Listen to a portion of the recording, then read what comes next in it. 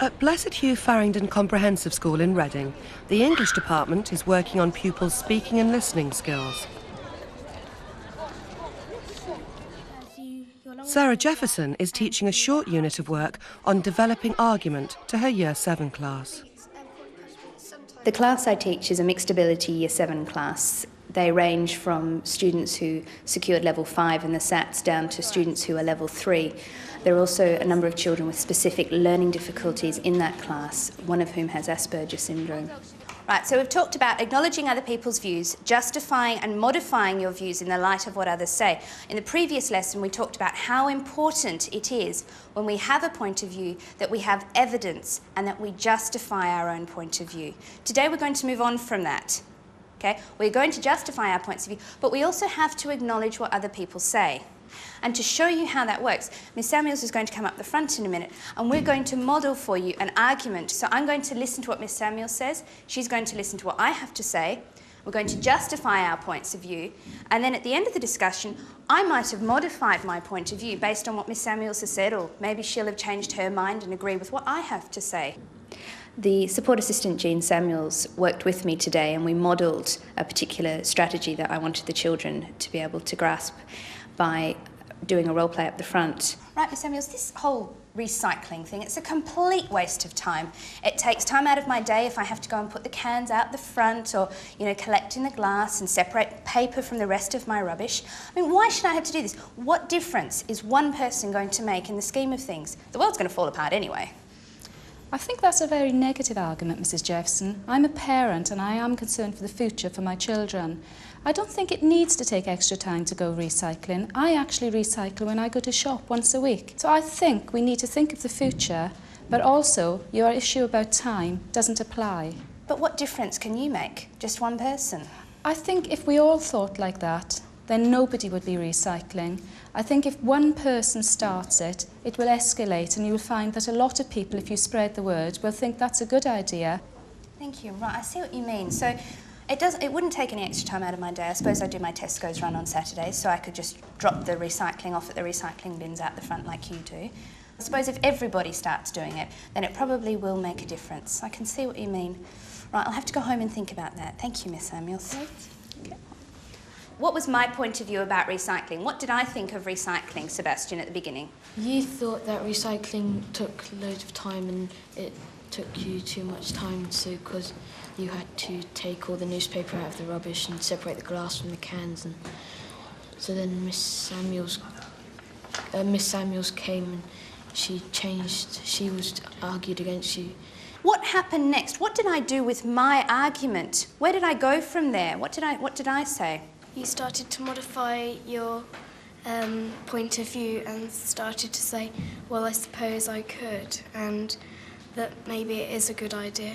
But the important thing was we listened to what the other person had to say. We acknowledged each other's arguments. We both tried to justify our arguments, but I ended up modifying my point of view based on what she said. Now, what we're going to do next is we're going to look at a case study.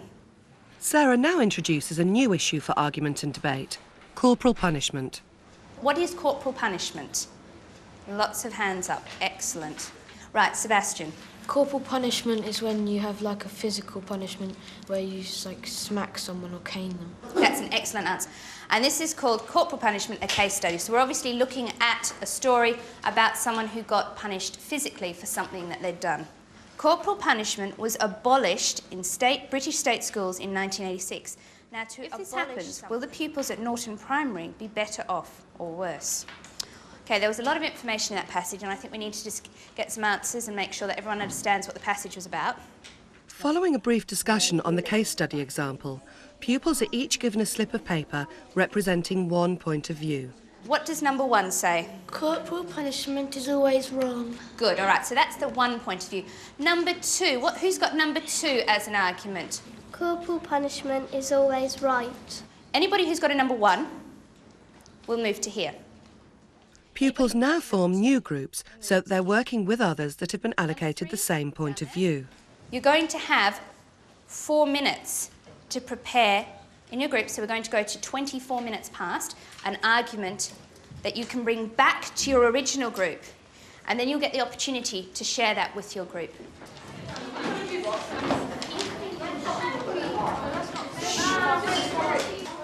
Off you go. Corporal punishment is sometimes right because when you have students who make rude gestures to teachers and they say to the teacher, you can't do anything, they need to prove the student wrong and show that they can do something about it. Legal means that that the teachers or parents and things and people should be allowed to whip their children with the cane or something. Right, what do you think legal means, Sarah? I think it means that it's part of the law and they're allowed to do it. Right, so it's going to be the law that corporal punishment will be part of the school or the country. What do you think? Detentions and being excluded does not work, and if they do something bad, then I think it is necessary that they do smack them. Not so much as they have like red marks and bruises, but in a way as in they smack them, but so it gets through to them. It gets through to them. Jonathan, what do you think? Do you think corporal punishment would be a good idea in this school for... Well, no, I don't actually, because I think if some students are really bad in that, and then they would probably have to get exclusion or something, but not someone else hitting. Yes, but we're going to make this legal in this school. We're going to make it part of the rules. Okay, so how do you feel that will affect everybody? I think that there are some kinds of behaviour that should be seen to with the cane, like bullying. Right. If they were bullying them and they would really hurt someone's feelings, then I think that it should be used. The second part of the jigsaw process was to bring them back to their original groups, and of course that created a slightly more combative environment. I think that they all had different points of view, but again I think they had the confidence to argue those points of view because they'd worked with students who'd had the same one. So they were able to bring those back to the groups, and everybody worked extremely effectively, acknowledging other points of view, but clearly justifying their own, and interestingly enough modifying them at the end based on the discussions that they'd had within that group situation. So what you're going to do in your groups is, we'll start off with the ones, then obviously move on to the twos, and each person will explain what their point of view is and then justify it. And everybody else in the group has to acknowledge that person's point of view, so you have to listen to what they've got to say when they explain their point of view and they justify it, okay? So what we'll do is we'll start off with the ones, explaining their point of view and justifying it. So if the ones could start first of all, please. Off you go. Corporal punishment is good because someone who has done something so bad and then they keep on doing it, they need to be taught a lesson by it.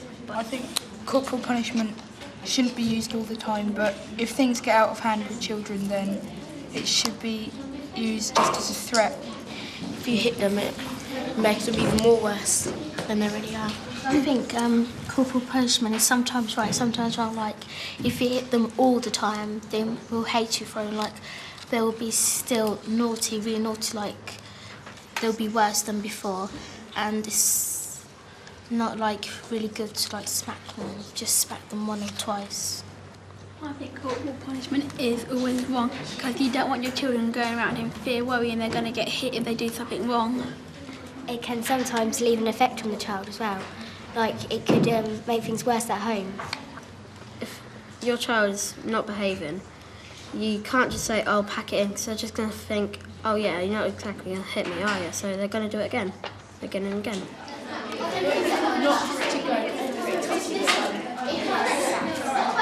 No, because he's scared of you, because he thinks you're going to use corporal punishment and he's scared that it hurts, because it does hurt. Like, you whip somebody and it does really hurt. I agree with you that you shouldn't be using it all the time. But yeah, because it does hurt. The reason is, you're trying to get it through. Corporal punishment to what be they're doing used. is wrong. What they're doing is wrong, so you're trying to get it through to them. So corporal punishment is sometimes the way. Finally, Sarah brings the whole class back together to review their work. Excuse me, possums, looking this way. Thank you.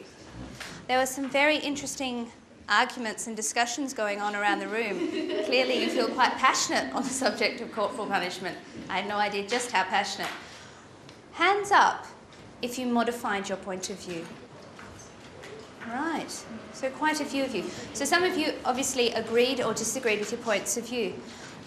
Now what I want to talk about is the fact that obviously everybody gave their points of view to the rest of the group. And I saw that a lot of you were working very hard to acknowledge other people's points of view.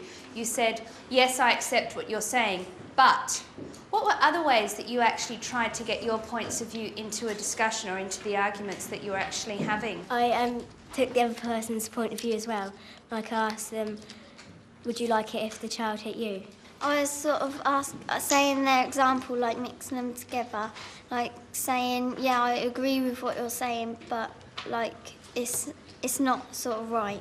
So I was sort of mixing them together. So I was getting what she thought and what I thought as well. I was like sticking to my point and my point only, but I was listening to theirs as well. But I was like listening to everyone's, and then it came to me or something. Say if I thought that they were wrong, I would say my point of view, and then they would repeat what they would answer back, sort of thing. Okay, so there's quite a range of opinions here, but everybody has done exactly what I wanted to see today. Let's go back and have a look at the objective of the lesson and see how we've actually met the criteria of that objective.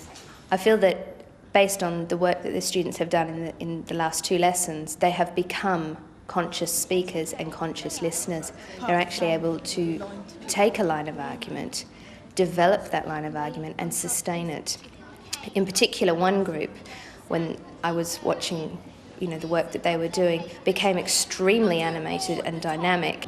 Children need to be conscious speakers and listeners. Communication is a fundamental tool that we use in every aspect of everyday life.